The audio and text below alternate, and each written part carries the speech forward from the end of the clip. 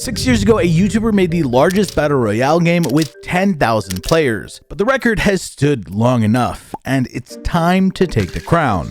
I'm making the world's largest battle royale game with 10,001 players. Just like the original, the players are going to be everyone who has commented on one of my videos. So I made a little Python script that ties into the YouTube API and pulls the top 10,001 commenters into a JSON file. We'll get back to that a little bit later. Instead of cubes, I thought it might be fun to make this into a demolition derby. I found this car model where each part of the car is a different mesh, so I made a script that manages each part. When its health reaches 0, that part falls off and becomes debris that the cars can run into. Admittedly, I don't know much about cars, but I wanted to make it so that when some crucial parts fell off, it affected how the car drives. So damaged front wheels will affect a car's abilities to turn, and damaged back wheels will make acceleration worse. If the parts that protect the engine fall off and the engine health reaches 0,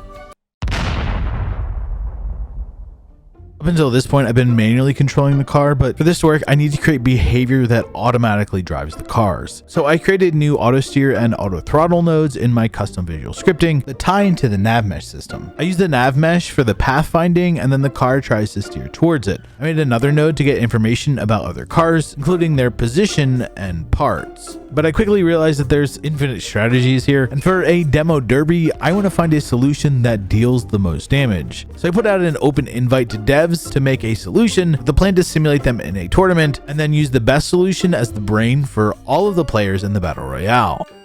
In preparation, I created an arena out of prefabs I had in my project. I lined the perimeter of it with tires using the spline tool, and then I just had to wait. Even though my custom visual scripting system is still kind of scuffed, the devs have been able to build some really impressive bots. This challenge has really reminded me how useful it is to containerize complicated systems into reusable parts. Once complex behavior becomes simple and modular, it gets way easier to build, experiment, and actually finish things. It's almost like somebody should make a whole game engine around that idea. GameMaker has a visual scripting system that makes it really easy to start building games fast. When you're brand new to game dev, it can feel like you're drinking from a fire hose. You might understand the logic, but coding can still feel intimidating. What's nice with GameMaker is that you can start visually and then get comfortable with how everything works. Games like Undertale, Hyper Light Drifter, and Pizza Tower were all made using GameMaker. I've been weirdly obsessed with rebuilding Pong in every game engine, and I got this version working in GameMaker with an AI opponent in about 2 hours. It was super fun and easy to pick up. And perhaps the thing I love most is that you can make pixel art and even animations right in the editor. If you're interested in making your own games, I recommend you check out GameMaker using the link in the description. If you end up building something, send it my way so I can check it out. Big thank you to GameMaker for sponsoring this video. It's tournament day and Lightning, Emoji35, Escapist, Microwave, Artico, and myself have all shown up to compete. We couldn't have asked for better weather, but I can assure you there will be tons of destruction. 3, 2, 1. Aya lands the first blow on Martico. Emoji35 and Escapist narrowly miss, and Microwave stops before backing into Emoji35. Emoji35 T-bones Aya with a door, Microwave currently sitting in first. The Microwave collides with the barrel and loses both a front and back wheel. Emoji35 somehow narrowly misses 3 competitors. Martico and Aya both seem stuck against the wall. Lightning reaches some high speeds and collides into the barrel. Its engine detaches and launches towards Martico, dealing an incredible amount of damage and disabling Martico. By the end, most competitors are immobile, and Emoji35 takes the win.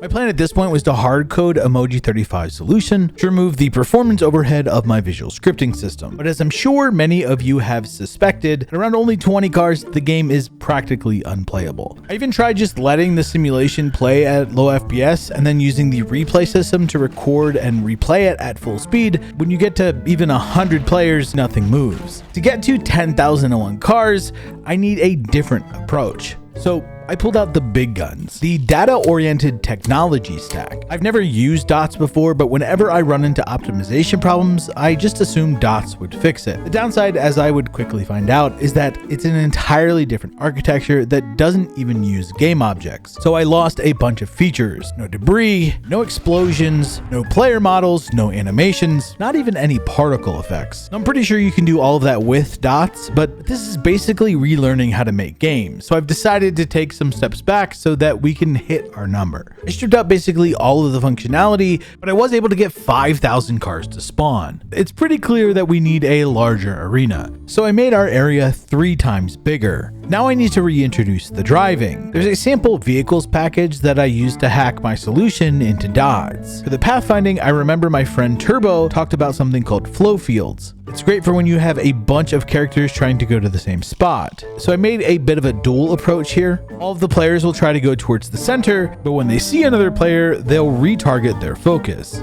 Of course, since it's a battle royale, we have to add a zone that closes in. I made a giant purple sphere and reversed the face that it renders on, and then just had it scale down over time. Normally, I would damage the car based on triggers or colliders, but instead, I decided to just have the cars check the current radius of the circle. I noticed during testing that the cars tended to flip over a fair amount, so when that happens and they've been stuck for 10 seconds or more, they just get eliminated. The last thing I need to do was have the JSON list applied to the cars. If you've seen some of my other simulations, you may have noticed some of the graininess in the text of the name tags. That's because I've been using a world space canvas and I have a script to just face it towards the camera. Aside from the graininess, it's been okay until now, but with 10,001 players, that's just not gonna cut it. So I transitioned the name tags to screen space, and I also made the name tag using the new UI toolkit. There's a global name tag manager now that each car can subscribe to when it's on screen. Then we can have a max number of name tags and show the ones that are closest to the camera. The cars get a name applied from the JSON file, and for each user, I pulled the country if it was available. I made the health for each player, the number of comments they've left,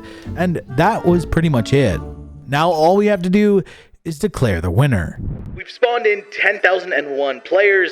The largest battle royale ever is about to go down. We've got Sir Chum, Chicken Jockey Man, FNAF Jazz Band 67 Blookit Gamer, Mudvayne, and ITR are among the unluckies closest to the edge. Today's weather is a bit foggy.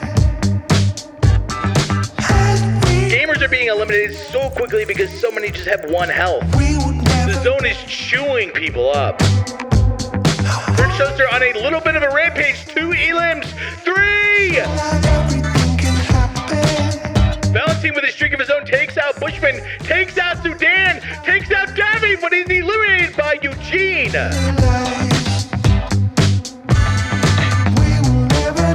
The boys are moving in from the edge. Snake wants in on this dance, but gets eliminated by Leho. Wielded against Pig Boss. 132 comments from the Pig Boss. Eliminating people while upside down, but that'll be it for him. The Yolkstar with 61 comments makes quick work of Versidium. Icosto declaring himself the king of the mountain, getting elim after elim. That'll be 3 for him against Wee, but is shut down by the Shelfman. Scores closing in on our dancing competitors makes quick work of Cringe. Leo headed towards the center now. Yolkstar against Awesome Anthony. Irving coming in, he wants a piece. Helps out Yolkstar. Markov Tyrone, 35 comments, makes quick work of Savoy against Hedgebite. The battle of the heavyweights. Tyrone flips upside down. Hedgebite against Tyrone. Tyrone is upside down. Both are going to be eliminated. Only 3 competitors left. Oryx, Cindy, Gordon, and Leho. Oryx heading towards Leo. Goes through the barrels. Oh my gosh, what a hacker. Is he hacking? Leo against Cindy, and he wins! Let's go! Big congrats to Leo. If you like this video, you also might like this time where I challenge my friends to code a car to park before some machine learning could learn to do it. And as always, thank you so much to all the YouTube members and Patreon supporters who allow these videos to keep being made. Later, nerds.